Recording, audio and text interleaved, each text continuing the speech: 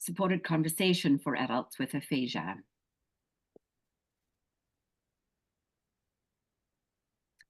So a brief overview. We will talk about the goals of supported conversation with an illustrative video.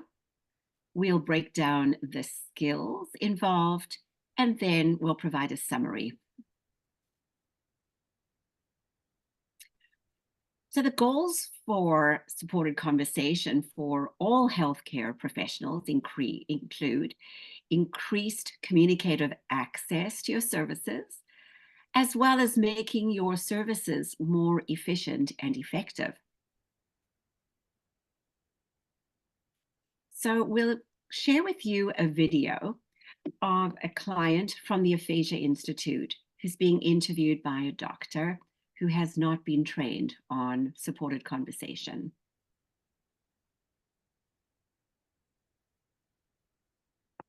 Can you tell me your age? How old are you?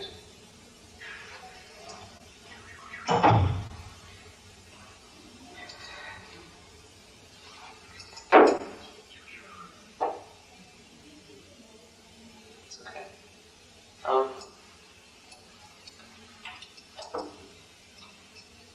Just for my sake, to get a feel of what you can understand. Do you think that you can understand everything that I say?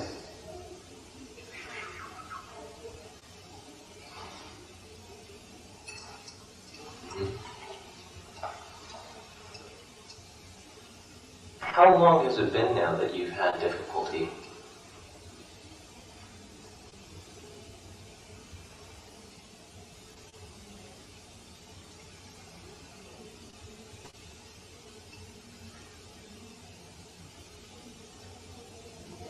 Is it more than 2 years?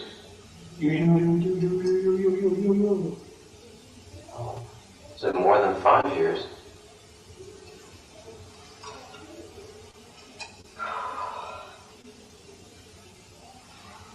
Could it be less than 1 year?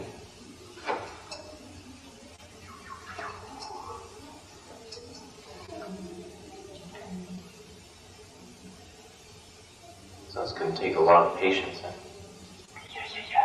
Yeah. Tell me, do you live here in Toronto?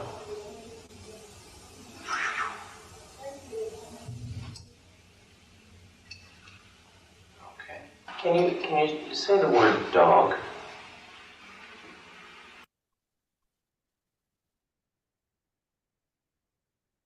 So you can see with the untrained individual, the untrained physician, we know very little about Gerry. We could not learn a lot about him from the doctor's interview. And you noticed just a lot of questions, one question following another from the doctor, trying to find out about his situation.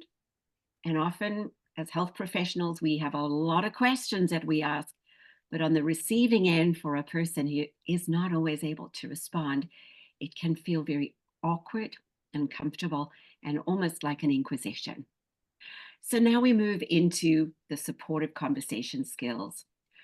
The first and the most important, according to the Aphasia Institute, being acknowledging the competence of the individual. In other words, this is about the manner in which we're having the conversation. And the question is, are you treating the person as capable? Does the person have that feeling of being seen as a capable individual? And to get that across, it's important to speak naturally with normal loudness, not too loud, because the person isn't hearing impaired. That's not the underlying problem. And using an adult tone of voice. Sometimes people tend to be perhaps a little bit childlike in the way it's conveying their communication style because of the person's difficulty with communicating back. Use a slower, normal rate of speech, but if you speak too slowly, it is difficult to process. So It's a normal rate of speech with breaks in between as you convey the meaning of your sentence. And finally, the explicit acknowledgement of the person's competence, letting them know how frustrated they may feel at their difficulties and failure to get the message across to you. And by explicitly saying, perhaps even in the words, I know you know what you want to say, but it's hard for you to get it out.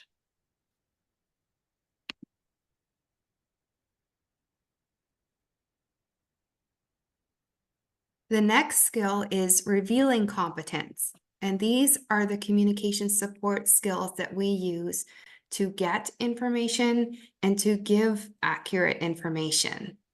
These skills are broken down into 3 areas: getting the message in, that's helping the person to understand you better; getting the message out, those are the skills we use to help the person to express themselves; and then, most importantly, to verify all along. Verify and double check that the message has been understood, making sure that the person has understood your message and making sure that you have understood the person. We do this throughout the conversation.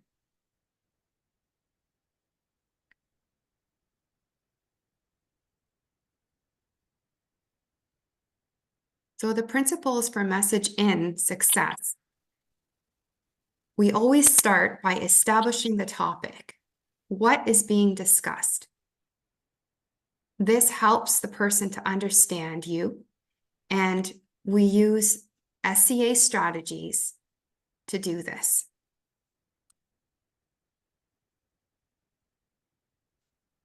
A person with message in difficulties can have difficulty with various areas. You're going to have difficulty understanding what people say. So the person may have difficulty understanding questions, instructions, spoken information, conversations, and spoken directions.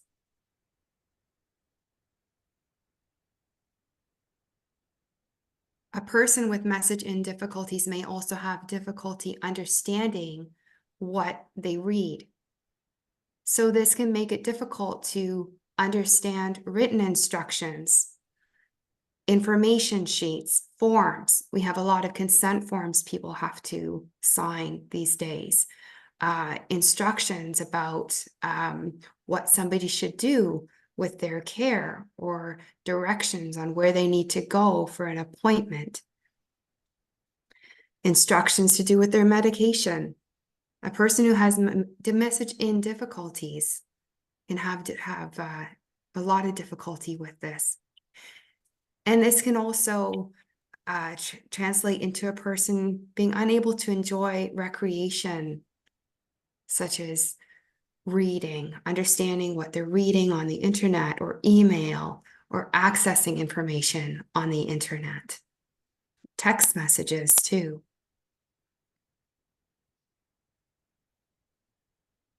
So to give message in communication support, we want to start with a slow rate of speech in a natural tone of voice, and write key words as you're speaking. The key words are just the main words of the conversation, so that the person can track what you're talking about, and you can also use it yourself to track the conversation. You can also use pictures and objects, electronic devices. You can look at information on Google.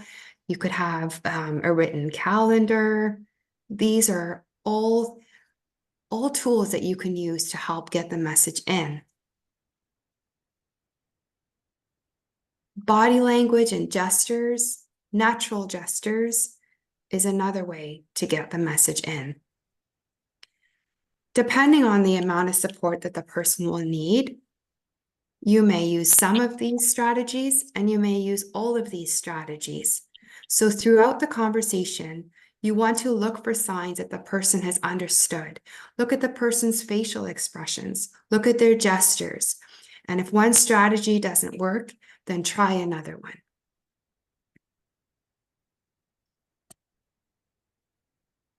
So here's an example of what it looks like when you're helping the person to understand. So the paramedic here is saying, I want to talk to you about your medication. And here, the paramedic has written medication on a piece of paper and drawn a little pill bottle.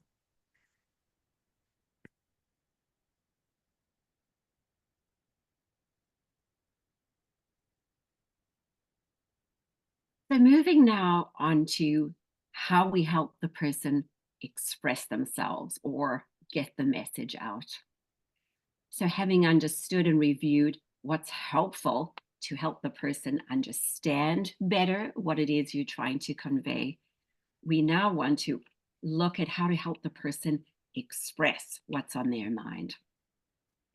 So in general terms, it's really helpful to first establish the topic once again. So you want to know what the focus of the conversation is, because that can then help you with the details of the content. What is the person trying to tell you? So we have to really consider, is there a way for the person to tell you or express to you what it is they're trying to do? And then what are the strategies that will make this happen?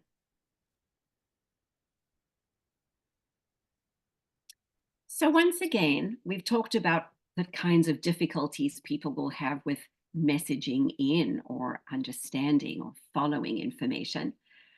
Now with expressive difficulties, it can affect, through talking or speaking, difficulties in getting across opinions, your thoughts, an idea, difficulty with just sharing a message.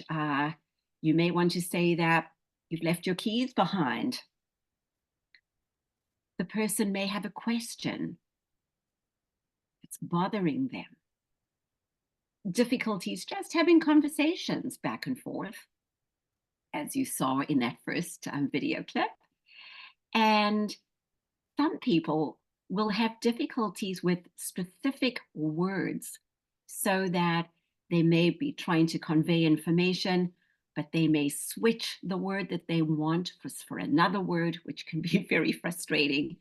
It can be as very simple as just saying yes when you mean no, or saying no when you actually mean yes. So you would look at somebody saying no, which would be very confusing for you, and can really interfere with that effective getting the message out. A person may also substitute the word father for son. So who's picking you up? It could be my father when they meant my son. And very common are difficulties with numbers. And we have to keep in mind, numbers are words, and aphasia is a word problem. So again, for how many days have you been having the problem? The person needs to come up with 2, 3, 1. That can be really difficult for a person with aphasia.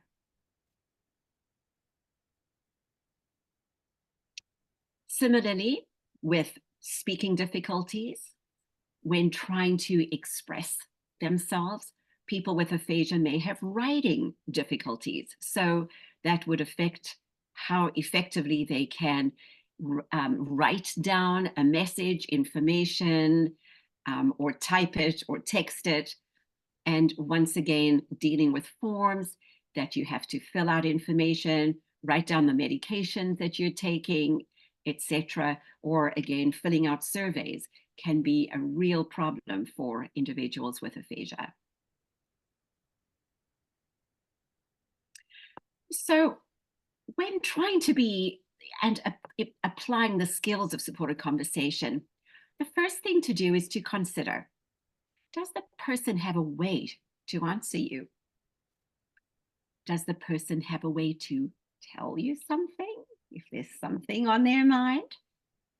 And always keep in mind, does the person have a way to ask you a question?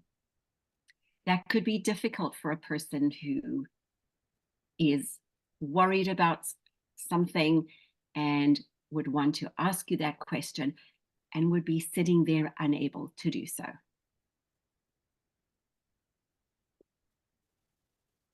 So now let's look at the actual supports, the supported conversation strategies to help people get their message out. Number one, and I would say probably the most important, is giving a person time. Words are really challenging because aphasia is a word problem. So allow the person time to think, to formulate the sound, to formulate the word, to formulate a sentence, to get it across. So just open up that time for them for as long as they appear to be working on getting the information to you. Listen carefully to what the person's trying to say, because you may think you don't have a clue what it is, but you may pick up a word here or there that really could clue you in to the major point that they're trying to get across. Watch carefully for any body language that could be suggestive of meaning, facial expression, distress, anxiety, a smile, intonation that can give away a lot about what the person is trying to convey. Is it a question? Is it a comment? And probably one of the most effective strategies are using yes/no questions, because those require minimal verbal responses, but allow the person to respond to a well-formed question by, in this case, by the paramedic. So if you wanted to know, have you had any falls recently? Could be a nod, could be the word yes, could be a thumbs up, yes. None of the above. It could be, I would write the check mark and the X, and the person might point to which of those two non-language symbols are the affirmative or the negative. It could be a question, which we have below the yes/no, or they could point to, you are on the wrong track completely. Let's change the topic here. So in principle, overall, we need to make sure that the person has some way to respond. And that's what we're trying to come up with. What ways the person can respond with.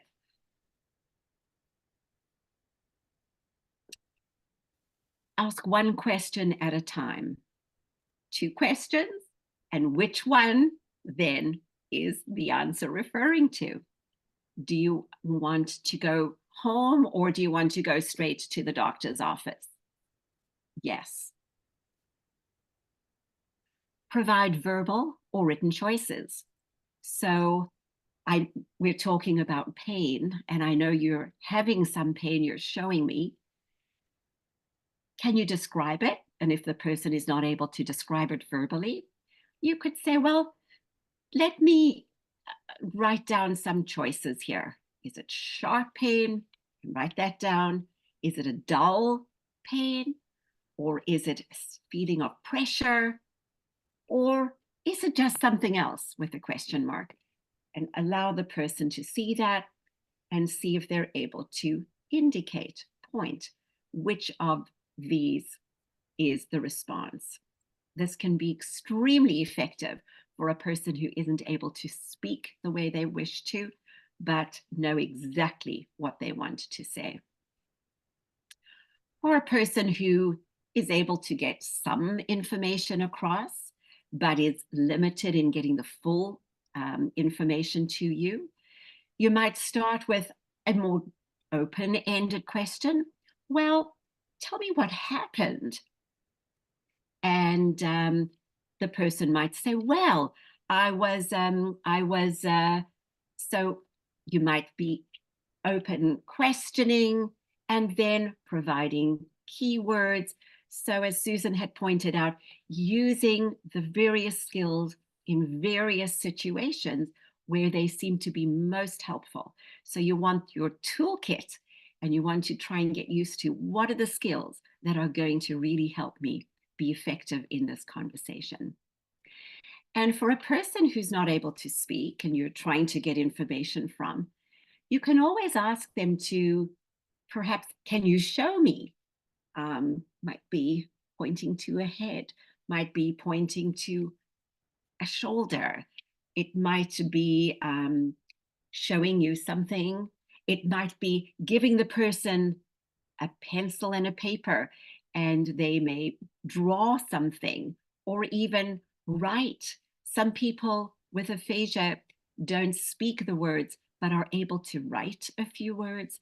So having pencil and paper for a number of different purposes can really, really be helpful for that individual who's trying to get their message across. So in summary, with all of these in mind, keep in mind, we want to make sure that the person has some way to respond. And again, a little example here. We've got the person with aphasia pointing and to a bottle of pills, of medication. And we've got the paramedic there saying, so is this about your medication? So you can see the pointing, the gesture, helping with the words that the person is pointing to is what's going to make the conversation effective.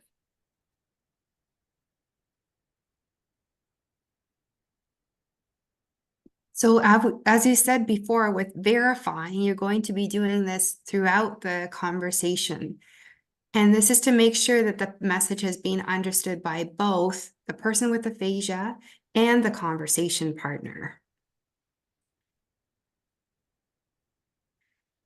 So to verify or double check, the first thing you'll do is reflect back what you have understood from the person. So let me make sure I understand. You fell off the chair this morning. You want to check that the person has understood you. So you repeat the message with supports if needed. So maybe the person's saying, you fell off the chair this morning. You're pointing to the chair. You're using a gesture, you fell. Or maybe you even have the words fell written on a piece of paper. Then you want to expand. So this is where you add more content to match what you think the person may be trying to say. So you were feeling dizzy after you had breakfast, and then you fell off the chair. All along, you're verifying. Have I understood this message? And number 4 is to summarize. Slowly and clearly summarize what you think the person is trying to say. When you're verifying and double checking the message throughout the conversation, this can avoid communication breakdowns. If we just assume that the person has understood us, or maybe we've misunderstood what the person has said, as Vivian had mentioned, the person could have said yes instead of no. The person could have said the wrong word, for example, father or son. Whatever it is, maybe it has to do with the dosage of something. If we're just assuming that what the person said is what that person meant, we can quickly have a communication breakdown. And this is going to lead to problems down the road because we've now got the incorrect information. This could change how we're treating the person, what the final decision of what you decide to do with that person. And it can lead to a lot of frustration as well. And then the whole thing is just going to take much longer because you have to go back and see, where did we go wrong? So verifying is very important and happens throughout the conversation.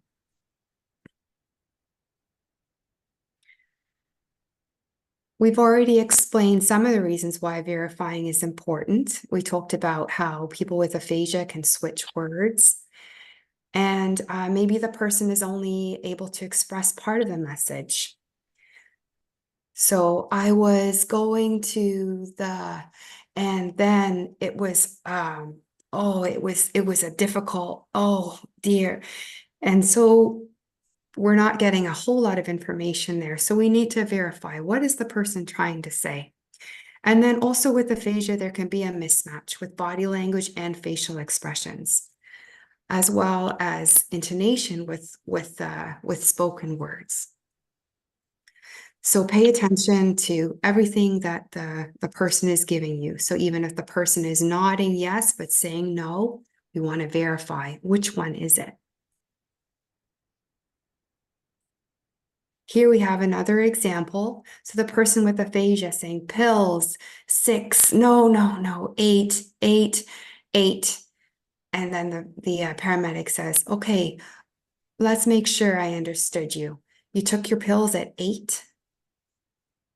And the paramedic is also pointing to his or her watch.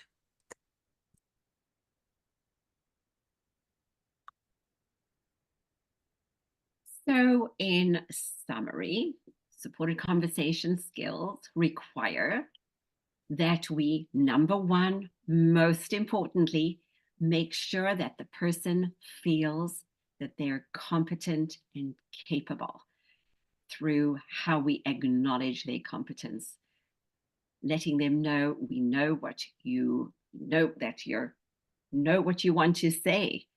So giving them that feeling of respect through those struggles, and then revealing their competence through how the different techniques we have reviewed on how to get information from that individual, helping them get their message out in the variety of ways that we described, and also supporting the person that they can understand you, understand what you're saying.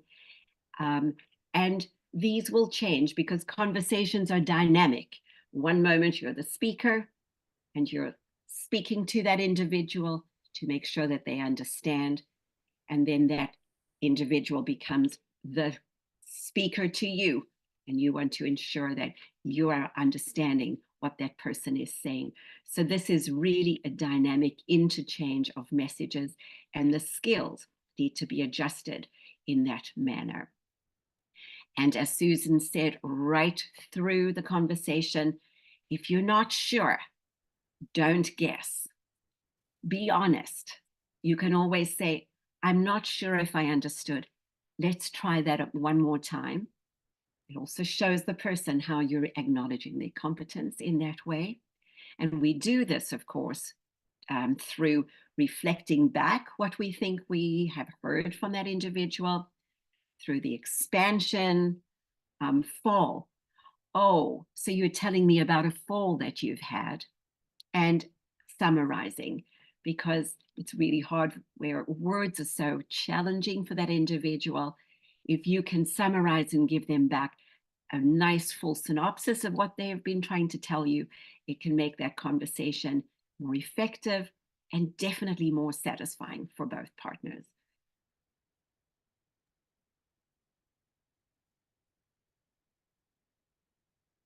So you can see a little diagram here. We have almost a circle here. So strategies that help message in or help people understand better, and verifying and checking that indeed they have understood exactly what has been said in the conversation, and then using strategies to make sure that what was the person expressed was understood, and checking that those and verifying that those were accurately received. So this dynamic of messaging in, checking and verifying, message out, checking and verifying leads to communication success. Keep in mind, aphasia will differ from person to person. So it's wrong to think, now I know exactly what aphasia looks like, because it continues to look different for each person. And we just need to appreciate that and be ready for different versions of how aphasia presents itself. The amount of strategies or support will vary for person to person. As a rule of thumb, it's hard to know where to start. So Start with one strategy, and if it's not working, switch to a different strategy. If that's working, perhaps add a new strategy and build what is working and what is making that conversation more effective. And always look to the person's face, their reaction. Are they looking confused? Are they participating? Are they looking lost? Are they looking frustrated? All of that will give you clues as to what further needs of support should be considered.